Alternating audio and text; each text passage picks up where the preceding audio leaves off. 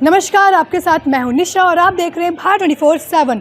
जैसा कि आप इस वक्त मेरे पीछे देख सकते हैं कि इस वक्त हमारी मौजूदगी है बिहार शरीफ के धनेश्वर घाट में और यहाँ पे हम मंदिर में इस वक्त हम आए हुए हैं। और जैसा कि आप जानते हैं कि सावन का पवित्र महीना चल रहा है। सावन शिव जी को बहुत ही प्रिय है और आज आखिरी सोमवारी है। 4 सोमवारी होते हैं जिसमें से आज आखिरी सोमवारी है और बहुत सारे भक्त हैं, श्रद्धालु हैं जो यहाँ शिव जी को जल अर्पण करने आए हैं। तो जैसा आप जानते हैं कि रक्षाबंधन बहुत ही पवित्र त्यौहार होता है भाई बहनों के लिए। ये उस दिन बहनें अपने भाइयों की कलाई पर राखी बांधकर अपना प्यार व्यक्त करती है और फिर भाई भी उसे ताउम्र उनकी रक्षा करने का वचन देते हैं। जानेंगे, पूछेंगे पंडित जी से कि आखिर रक्षाबंधन का त्यौहार कब है। जैसा कि आप जानते हैं कि हमारे देश में बहुत ज़्यादा महत्व होता है मुहूर्त का। जैसे शुभ मुहूर्त हो गया, कुछ भी कार्य होता है, जो भी शुभ कार्य होता है वो हमेशा शुभ मुहूर्त में ही करना चाहिए। तो आज हम पंडित जी से जानेंगे कि आखिर शुभ मुहूर्त कौन सा है जिसमें बहनें अपनी भाइयों की कलाई पे राखी बांध सकती हैं और हम जानते हैं कि शुभ मुहूर्त कौन सा। आइए हम पंडित जी से बात करते हैं। आइए हम पंडित जी से जानने की कोशिश करते हैं। पंडित जी, सबसे पहले आप अपना परिचय दे दीजिएगा। जी, मेरा नाम शैलेंद्र पांडे है और धनेश्वर घाट मंदिर का मैं पुजारी हूँ। जी पंडित जी, जैसा कि आप जानते हैं रक्षाबंधन का त्यौहार आने वाला है और लोग बहुत कन्फ्यूज़न में रहते हैं कि कौन सा शुभ मुहूर्त है, किस टाइम पर राखी बांधने से शुभ होता है। तो ये सब कुछ हमें बताइएगा। उससे पहले पंडित जी रक्षाबंधन के बारे में विस्तार से हमें बता दीजिएगा। सबसे पहले तो रक्षाबंधन के बारे में मैं बताना चाहूँगा। ये रक्षाबंधन क्यों? पौराणिक धार्मिक कथाओं के अनुसार हमारे सनातन धर्म में सर्वप्रथम माँ लक्ष्मी ने रक्षा का धागा राजा बलि को बांधा था। बलि जो थे राजा के साथ साथ बहुत बड़े दानवीर थे। उनके जैसा दानवीर आज तक तीनों लोकों में कोई नहीं हुआ और माँ लक्ष्मी ने ही सर्वप्रथम रक्षा का सूत्र उन्हें बांधा था और उन्हें उनका वो धागा बांधा था। किसी कष्ट में थे तब से उनका कष्ट निवारण होता रहा और उनका राज्य साम्राज्य चलता रहा। लेकिन कभी कभी उथल पुथल तीनों लोकों में हुआ करती है। स्वर्ग लोक में भी ऐसा ही कुछ उथल पुथल हुआ था और उनका साम्राज्य देखते हुए भगवान विष्णु को बड़ा कष्ट हुआ।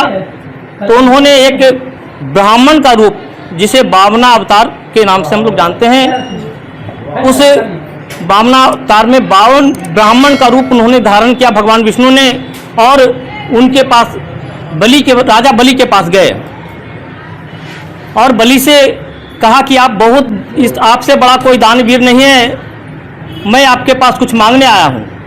राजा बलि ने कहा कि आप जो भी मांगेंगे मैं सहस्त्र देने को तैयार हूँ। उन्होंने कहा कि मुझे कुछ नहीं चाहिए, मुझे 3 पग भूमि चाहिए। उन्होंने कहा कि ठीक है, नाप लो।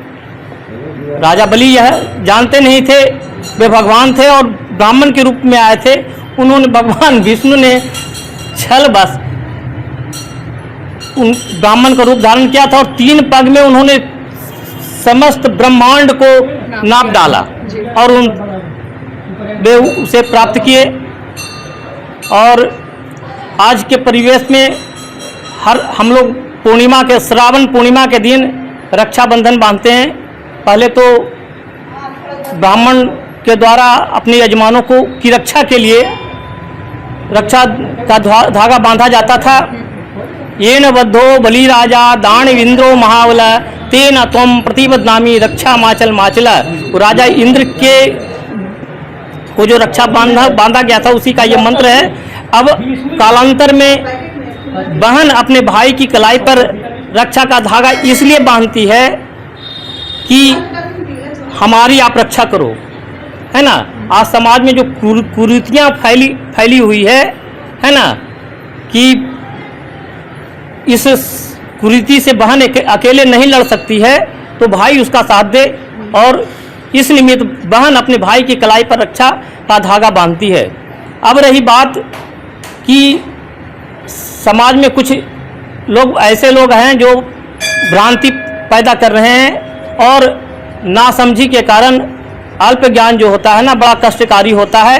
अल्प ज्ञान के कारण, अल्प बुद्धि के कारण वे अपने आप को चरितार्थ करने में तुले हैं कि हम श्रेष्ठ हैं। इस निमित्त अपना कुछ वक्तव्य जारी करते हैं। उन्होंने कह दिया कि 12 तारीख को रक्षाबंधन है, किसी ने कह दिया कि 11 तारीख को रक्षाबंधन है। तो रक्षाबंधन में बहुत सारी चीज़ों को देखा जाता है। दिन पूर्णिमा का हो, भद्रा पाताल लोक में हो या स्वर्ग लोक में हो, पृथ्वी पर ना हो। तो 11 तारीख को भद्रा पाताल लोक में है ना, और भद्रा जहाँ रहता है वहाँ के लोगों को कष्ट पहुँचाता है। स्वर्ग लोक में है तो स्वर्ग वाले को कष्ट पहुँचाएगा, पाताल लोक में है तो पाताल लोक वालों को कष्ट पहुँचाएगा, पृथ्वी पर धरती पर है तो धरती वालों को कष्ट पहुँचाएगा।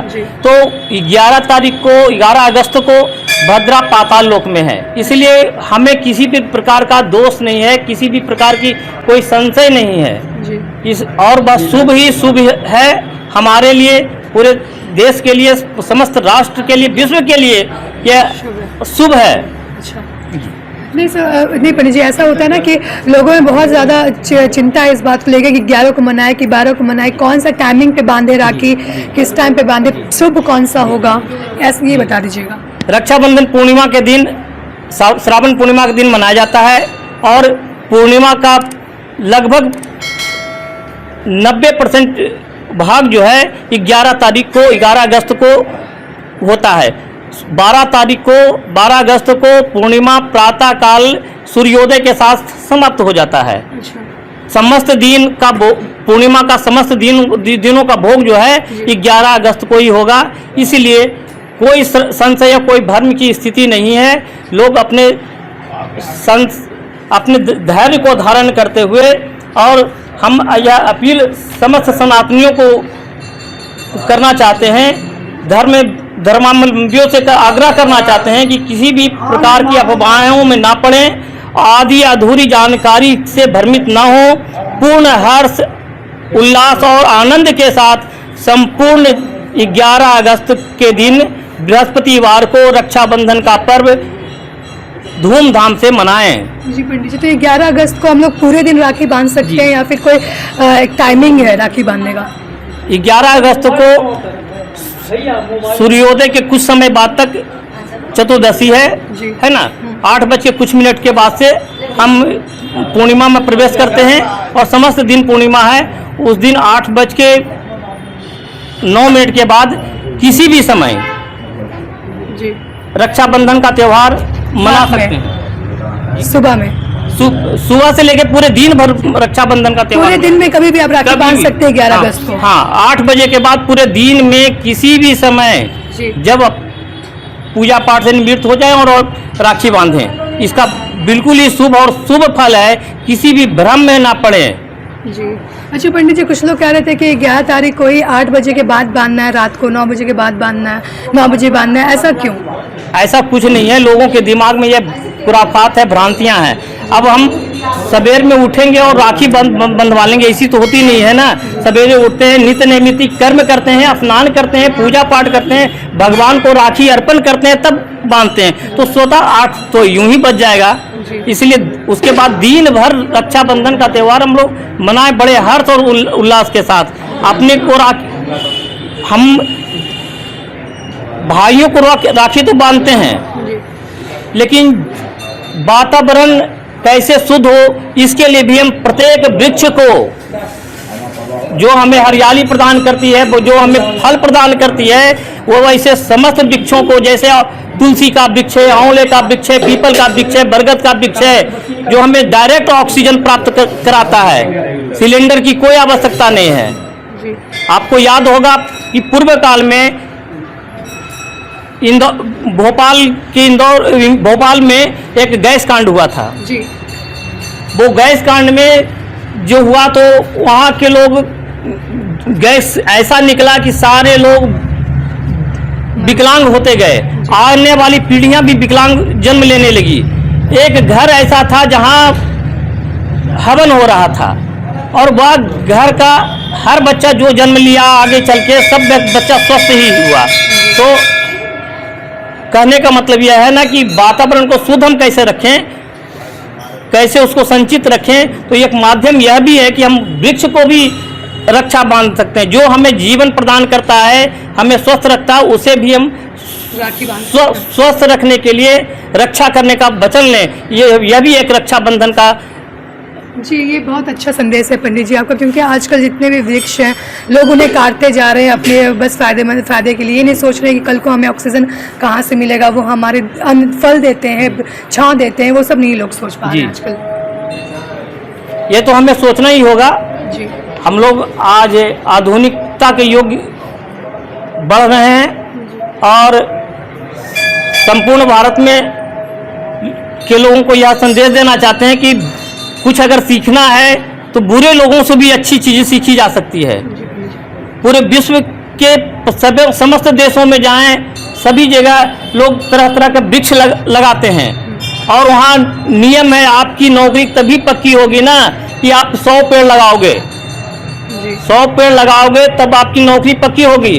हमारे यहाँ है कि बस जब इच्छा किए जब पेड़ को काट दिए। पेड़ लगाना नहीं है, पेड़ को काटना है। जी, तो लोगों से यह अपील करेंगे कि हम लोग एक पेड़ जरूर लगाएं, और जो पेड़ हम लगाएं पेड़ लगाने से नहीं होता है। हमारे शहरों में तरह तरह के क्लब हैं, है ना। ये लोग क्लब क्या, mission 1 lakh, mission 1 lakh, Bhati mission 1 lakh, mission 1 lakh क्या है, 1 लाख पौधा लगा दिए, एक पौधा भी जीवित नहीं है। केवल फोटो खिंचा लेना और मिशन 1 लाख कर देना, बस फोटो खिंचा लेते हैं, सोशल मीडिया पे अपलोड करते हैं, बस उतने ही तक मतलब होता है, उससे ज़्यादा मतलब लोगों को बस केवल फोटो खिंचाना यही मकसद रह गया है। वो उसे पर्यावरण से कोई मतलब दूर दूर तक का कोई रिश्ता नहीं है। अगर अपने स्वास्थ्य के साथ ही खिलवाड़ करते हैं। एक ही पेड़ लगाए, जिस प्रकार हम स्वस्थ हैं उसी प्रकार वह वृक्ष को भी हम स्वस्थ रखें, यही लोगों से हम आग्रह करते हैं। बहुत बहुत धन्यवाद पंडित जी। हाँ, तो जैसा कि आपने देखा, हमने पंडित जी से बात की और उन्होंने जो कुछ भी हमें बताया बहुत ही कि रक्षाबंधन, जैसे कि आपको पता है कि हमारे देश में मुहूर्त को लेकर बहुत ज़्यादा चिंतन किया जाता है, बहुत ज़्यादा सोचा जाता है। शुभ मुहूर्त में ही कोई शुभ कार्य किया जाता है। तो जैसा कि पंडित जी ने बताया कि इस बार कन्फ्यूज़न था कि 11 को मनाए रक्षाबंधन या 12 को मनाए, किस दिन बहनें अपने भाइयों की कलाई पर राखी बांधे। तो हम आपको बता दें कि पंडित जी ने बताया कि 11 तारीख को ही शुभ होगा रक्षाबंधन, राखी बांधना। तो आप उसी दिन बांधें और अपने भाइयों के साथ मिलकर रक्षाबंधन का शुभ त्यौहार मनाएं। बस आज की इस रिपोर्ट में इतना ही। कैमरा पर्सन साक्षी के साथ मैं निशा, भारत 24/7।